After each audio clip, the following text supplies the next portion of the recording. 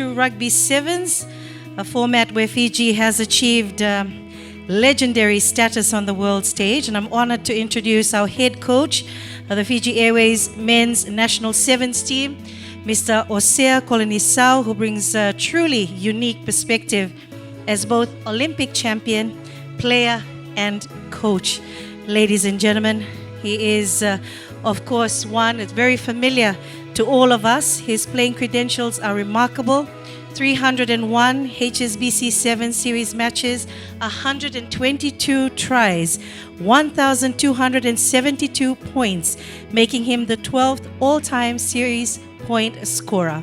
And these achievements earned him World Rugby Hall of Fame induction in 2021, and we have such a pleasure to have him present to all of us today. So let's make him feel welcome with a big round of applause.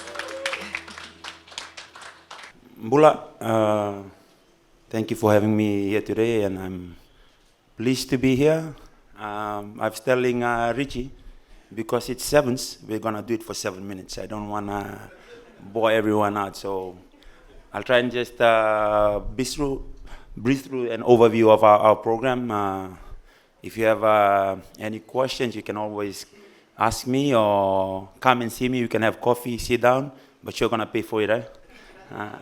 But let's just get straight into it. Our goal towards LA 2028 after the Olympic in France is to win gold, and our theme is Vuvale, and Vuvale means family. And to me, I sat down before getting the job here, and I thought about what was the theme, because in 2016 we had the Vilomani, and it continued to always we're the team Vilomani and Stone Writers, and I thought, like, we got to have a theme for the boys. And I said Vuvale is important because we're trying to lead a legacy here, and legacy of getting medals in the Olympic and getting a gold color, and that's what we're trying to strive for. And to me, it's really important because Vuvale is where everything starts. Before you join the Fiji Rugby family, you have your own family. Then when you join the Fiji Rugby family, then you have the Fiji Rugby family. So that's our theme going on to 2028, is having Vuvale. And this is the Olympic legacy I've been talking about. You can see that we have 2 gold and a silver, and the legacy we wanted is to always have Fiji to win the gold, and that's a good legacy to always have Fiji up front and always at the top, and that's the goal that's driving a lot of the boys and driving me. And winning silver in Paris hasn't sat well with me, and I've always told the boys we have unfinished business, and we should go back and try and get back the legacy that belongs to us, and that is getting another goal in USA in 2028. Our goal, as you can see, is always having goal in 2028 and sustain Fiji as number 1.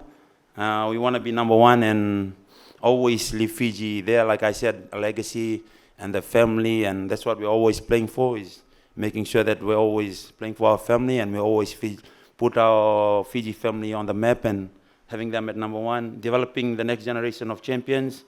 And the third one is inspiring Fiji and the rest of the world with our rugby identity. And that's something we want to keep as Fijians. And like I said, we'll always keep offloading. Some people say, why don't we explore another option? I was like, Fiji is unique, and that is our identity, where people love Fiji because of the way we play the game and the spirit we play the game in. And that's something I've always told the boys, what if it comes off?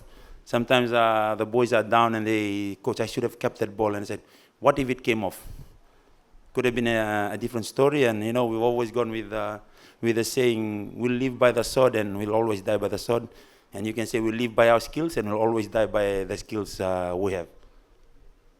Our values, I know that Mick and other covered a lot of this, but this is some of the values that we have in the sevens, is integrity and commitment and family, trust and discipline. And a lot of this has contributed a lot to the way we perform. A lot of people, they think that, performance on the field is just, the boys didn't train hard, but it has to do a lot with some of these core issues off the field that we need to translate into our game, and reflecting after our first season. And one thing I saw is we weren't consistent with our cultures and values. Like the boys chose when to uphold the culture or when to uphold the value. And I said, it's gotta be an inbuilt thing in you, and you gotta live it every day to have it consistent. And that's one major thing that we're sitting down with the management, and we discuss about it. And I said, we lose games just because we are not consistent enough with our culture. And I know most of the boys, they just leave the culture when we are around. And what we want and what we're trying to build is the boys living the culture where the coaches is around, manager is around, where they live the culture is part of them, and it's bone deep and built into each of the players that come through our Rugby Sevens family. The roadmap to 2024 and 2028, we finished our first year. It was a foundation phase, getting to know a lot of the players and building a lot of our depth. Then this season coming up, we want to grow that phase again and making sure we are expanding the depth. And we're working a lot with Nava and HPU and trying to get a lot of the youngsters involved early. And then 2027, we want to be a performance phase. When I say performance phase, is we want to be number one in the series, heading towards 2028, because we want to go into the Olympic as a number one, and that gives us a mental edge when you get into the Olympic or they're number one in the series, and they're coming into with a tag with a number one, into the Olympic, and then gives us a certain edge, a mental edge over our opponents. All of which I have said before is gotta mean nothing without stakeholders of Fiji Rugby. Players and coaches on the field, management and Fiji Rugby Union, guiding and the trust, government and institution of sports, sponsors and partners believing in our journey, which is really important, fans and Fiji pride, and then families of players. We can all plan, we can all have dreams, but we all know that professional rugby comes with support, and you as stakeholders are really important to our growth in sevens. Without you, we couldn't achieve most of the things that we want to achieve in our program. And that's why I say it's really important, and I like the idea of Mick having the picture of a tree up in here and all the roots. And to me, the tree represents Fiji Rugby and the roots represent stakeholders. Because for Fiji Rugby to stand, then we need to have stronger support from all the stakeholders that are involved with Fiji Rugby. Key focus area that we're working on to drive us through to our goal in 2028 is high performance and culture and discipline. And I'm thankful for Nava, our HPU manager. We've been sitting a lot, going over most of our high performance criteria that we need to get.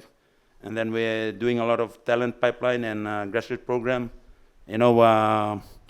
We're crossing with other programs. I'm thankful to Jacko with Ndrua allowing some of his players to come across to us, and I hope that relationship continues, and I think it's really important for Fiji Rugby as a whole, and I'm thankful to the HBU team with identification of a lot of youngsters that are coming through our HBU program, and watching the Dean's final last week, seeing a lot of potentials, and especially with next year's Youth Olympics that are coming up in Dakar. And mainly I was watching a lot of the under-17s and trying to find out a lot of the talents that I need for next year. And, I work with the HPU for next year and try and identify. And then we're using Oceania this year.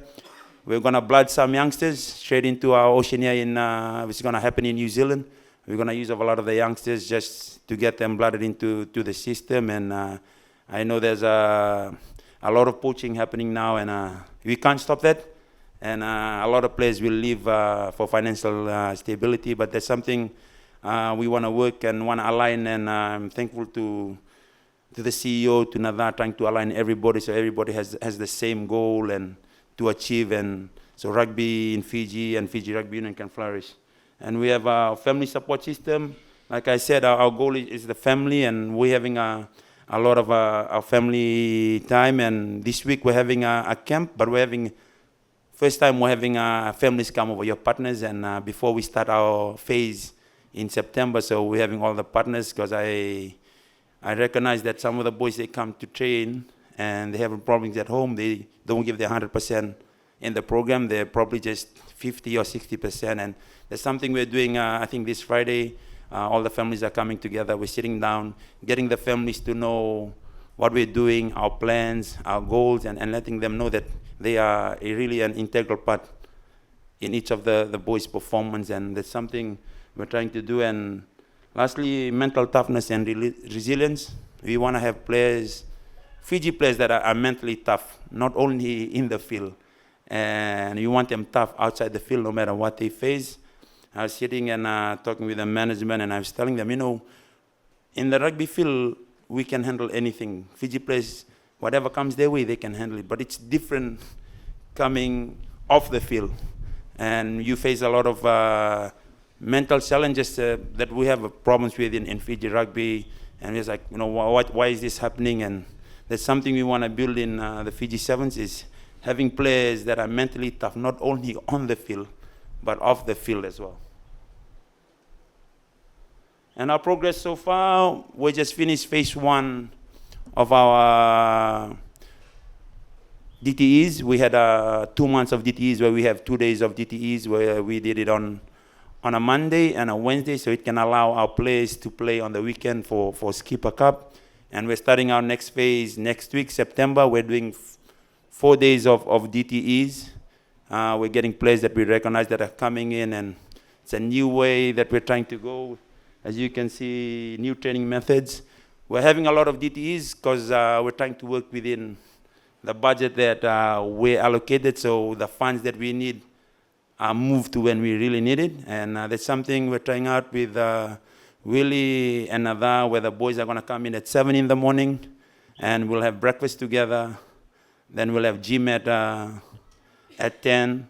Then we'll have rest and snacks. Then we'll have a core skill set, and we're going to break straight after lunch around 1 o'clock. And to me, it's really important, because when the boys go to a professional environment, that's what you do. You go in the morning, meet up, do what you need to do, then you go back home. And to me, it's just preparing the boys for the future. And, Sevens, we can't keep them in Sevens for a long time. A lot of them will leave.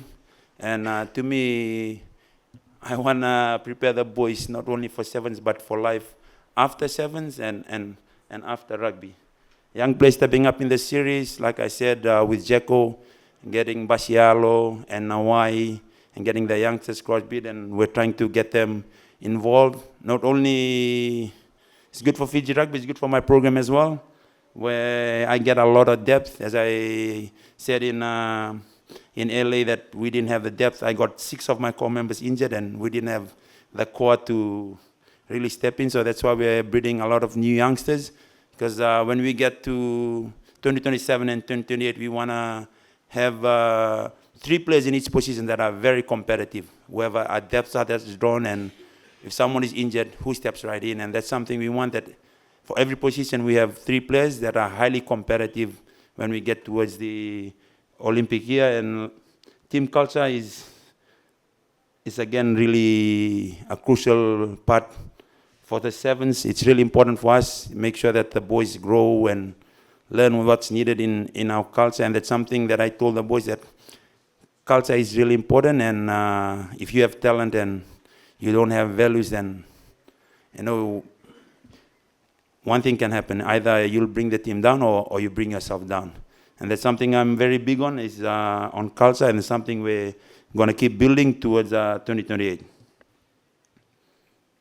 Our challenges ahead, I put here player drain. I should have put player succession, because the players are going to just move on to bigger clubs, and that's something we're going to face. And injury management. Rugby, there's always going to be injury. You can't control injury, but what we can control is our squad depth, and making sure that when injuries happen, that I have players that can step in, and for what happened in LA not to happen again. And we can solve that. And financial limitation, we'll only work like our budget according to financial limitation. All our goals, you may have bigger goals, bigger dreams, but you gotta work within the budget that you're given, and you stakeholders are key to that, and we're really thankful for that. Without you guys, we couldn't be performing and doing what we need. Nutrition of the players, the player welfare, all of this couldn't be done without the key help from stakeholders, and increasing competitiveness of other nations. And as you can see, the thirst and hunger for an Olympic medal is getting very competitive between each nations, and you can see the growth of the game with Spain, and a lot of the team in sevens are getting really stronger, getting really smarter, and we're gonna find ways that are gonna get us better than we are at, or making sure that we're working with what we have and our skill set, working with a lot of the HBU staff, making sure that all our players are getting the skill sets that we need. One team, one nation, one dream. The journey of LA 2028 is not just the teams. It belongs to Fiji, and together as one Vuvale, we will lift the nation again. To me, the journey of the Fiji Sevens team, men's and women's, is the journey of Fiji. And I'll leave us, before I finish, with the thought that I've been thinking about it a whole lot. Like, when Olympic year comes, everybody jumps in. Like, why can't we just jump in when Olympic is 3 years away, 2 years away? Because we've shown that we can do it as a nation. We've done it 3 times. We've got medal at the Olympics, and we can be stronger as a nation if we prepare well in advance. And instead of waiting for the Olympic year on drive towards goal or goal in LA 2028, why don't we drive for goal in LA 2028 right now?